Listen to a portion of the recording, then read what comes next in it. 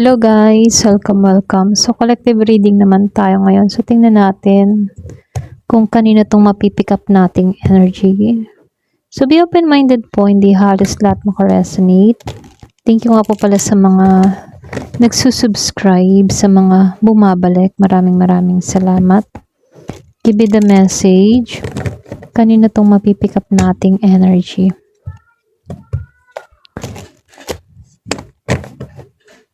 Give me the message. Kanina itong mapipick up nating energy.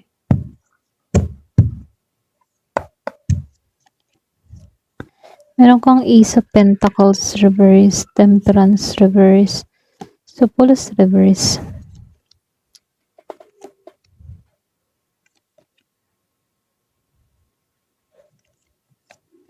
So dito meron ako nakikitang Virgo, Capricorn, Taurus. Meron din ako nakikitang Pisces, Aries, Leo, Sagittarius. Merong Cancer and Aquarius, Gemini, Libra. Halos lahat nandito. Ito lang yung nakikita ko. Merong Aries, Leo, Sagittarius. Ayan. Start na tayo. So, dito, malabas yung mensahe sa spread na ito. Meron ako nakitang taong may halong comparison dito. Kumbaga, may pagtatago ng tunay niyang nararamdaman. Merong halong inggit, ganun. Habang ikaw naman ay unti-unting umaangat at nagiging stable. Itong tao na to may lihim, okay? Lihim siya. So, lumabas sa Temperance reverse at itong si Ace of Pentacles reverse. Meron kasing imbalance yung energy ng taong ito. Posible kasi na hindi to payapa emotionally. At madali siyang matrigger kapag mas nakikita kanyang maayos or kalmado. Okay? So, nakikitaan ko rin dito sa Ace of Pentacles reverse. Nakikita ng tao nito yung potential mo, yung blessing mo. Pero para bang may takot siya. Insecure kasi itong tao na to na baka ikaw yung mas umangat kaysa sa kanya. Pwede ring miss opportunity rin to eh. Kaya nagpo-project siya sa'yo. Okay? Para bang gusto niya na huwag kang umangat. Ganon. Pero dito sa High Priestess reverse, meron siyang mga tinagong saloobin. Hindi lantaran kasi yung inggit ng taong ito. Or hindi lantaran yung disappointment. Maari bang, yung mga tipong maaring nagpapanggap siya na okay, pero may lihim na pagdududa. May chismis sa likod mo. Okay? So, dito, lumabas si Four of Wands. Ito din kasi yung isa sa dahilan. Kasi nakikita kanyang stable. Kumbaga yung support system mo dito umaayon sa'yo. Peaceful yung environment mo. May mga tao sa paligid mo na sumusuporta sa'yo. Iba sa inyo posible masaya ka or may magandang pinupuntahan yung buhay mo. So dito malakas yung aura mo sa mata nila. Nakikita ka ng tao na to na very confident, very attractive. May natural kang charisma. Kaya madaling pagtuunan ng atensyon. Okay? Malakas kasi yung charisma mo dito. So, unti-unti mo tong nakikita. Yung iba sa inyo, unti-unti mong nakikita yung totoo. Meron kasi ditong revelation or clarity na darating. Posible maramdaman mo kung sino ang genuine at sino yung hindi. Ito lang nakikita ko dito. Mafe-feel mo kung sino ba yung nagiging totoo sa'yo. So, dito, Yung taong ito, posible padalos-dalos siya magsalita or magparinig kapag trigger, gano'n. Hindi baga nag-iisip, mahilig magparinig. May tendency kasi na may pagka-passive yung passive-aggressive yung ugali niya dito, ng taong ito. Para bang hindi pinag-iisipan yung mga sinasabi. Padalos-dalos. So, sa Queen of Pentacles reverse, malakas kasi yung energy ng comparison dito. Pwedeng insecure sa finances mo, sa achievements mo, or maging sa image mo. Kung paano ka badalhin ng ibang tao, ganun.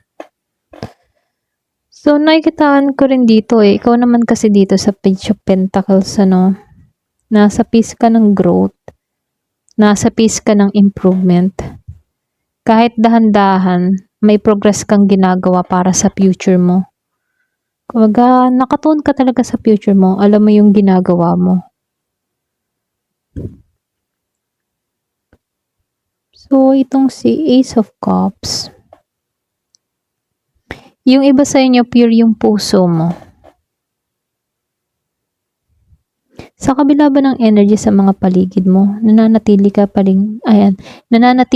rin pure. May blessing kasi yung emotion mo dito. Medyo spiritual ka din.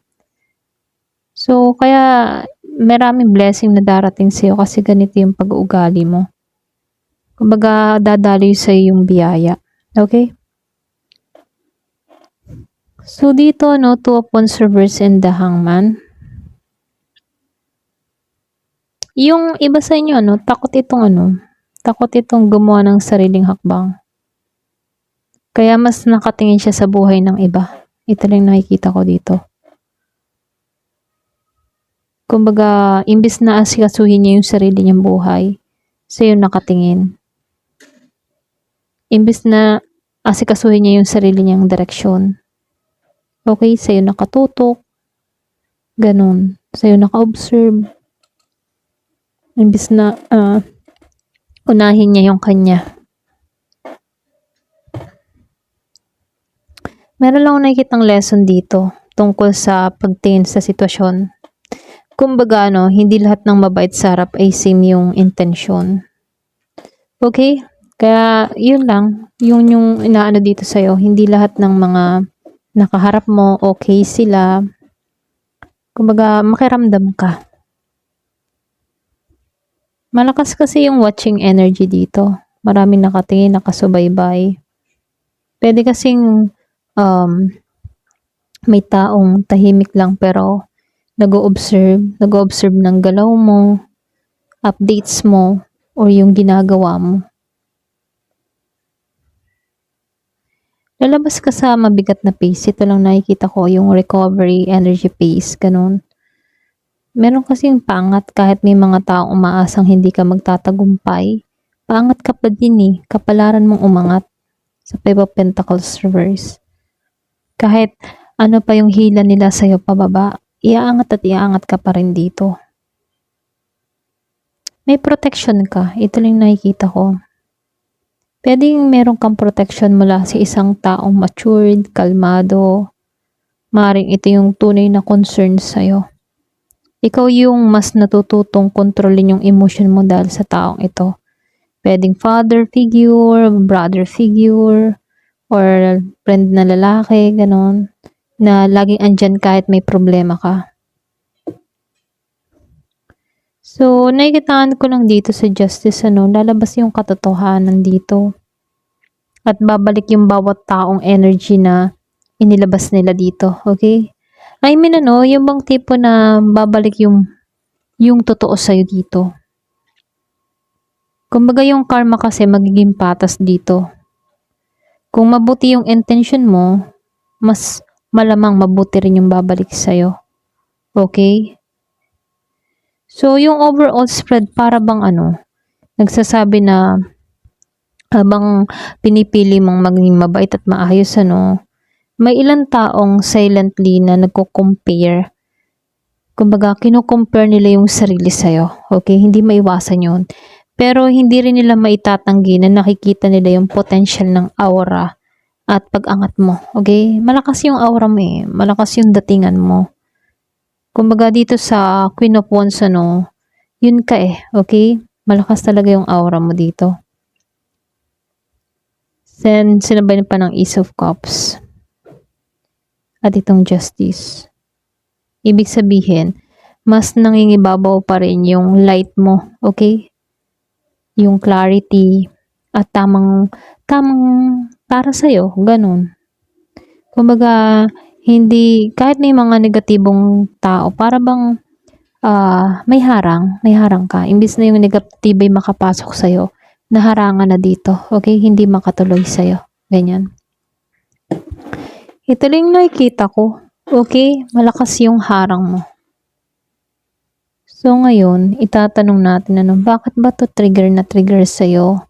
Bakit ba siya inggit na inggit sa'yo? Kuha na lang ako ng 6. So, sagutin. Bakit ba to sobrang naiinggit sa'yo? Excuse me. Or bakit ba siya natitrigger sa'yo?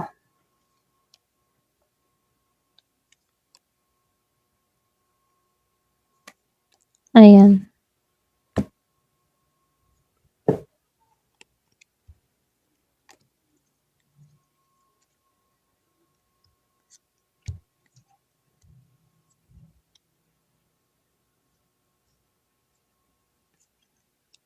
Okay. Ayan, ayusin ko lang Ayan.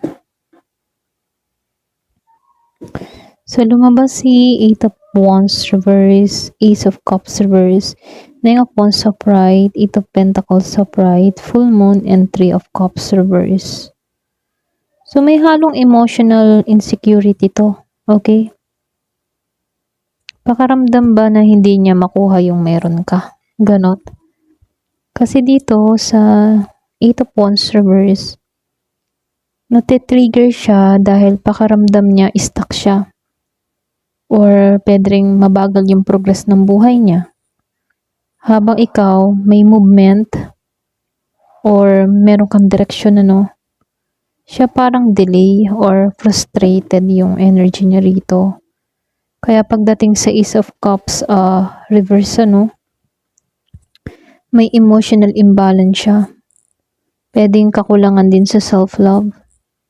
Pwedeng may hurt, disappointment or emptiness siyang dinadala, kaya madali siyang maapektuhan kapag may nakikita siyang masaya or glowing, ganon. So, nakikitaan ko rin dito, sa 9 of Wands. Defensive yung energy niya. Parang lagi siyang guarded. At madali mag-isip na kailangan niyang i-compare yung sarili niya sa iba para maprotektahan yung ego niya. Kasi dito sa 8 of Pentacles, isa sa malaking dahilan kasi nakikita niyang nagsisikap ka.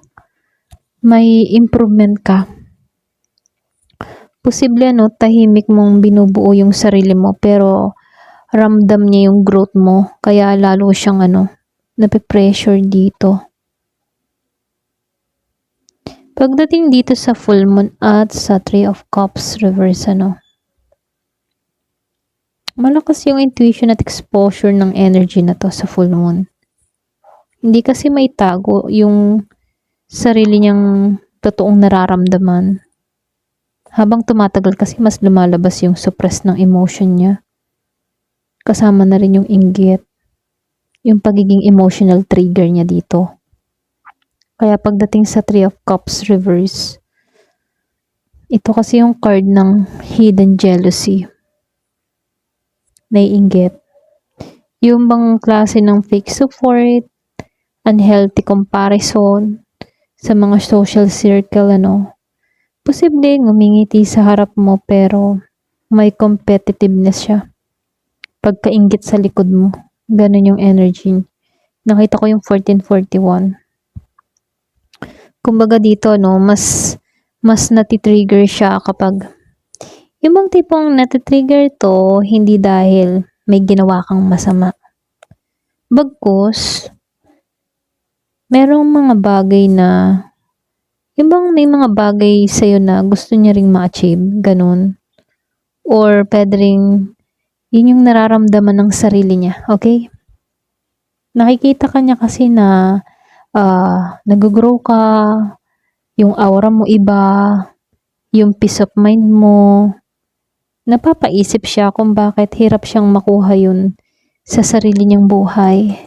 Kasi mayaman ka kapag meron kang peace of mind, ano? Yung iba naman may pera nga pero walang peace of mind. Mahirap yung gano'n. Maigi yung may peace of mind, payapa. Kasi gano'n ka. So, nakikitaan ko dito, malaki yung niya, yung inggit na nararamdaman ng tao na to kasi yung sinabi ko nga kanina, gusto niyang makuha kung ano yung meron ka.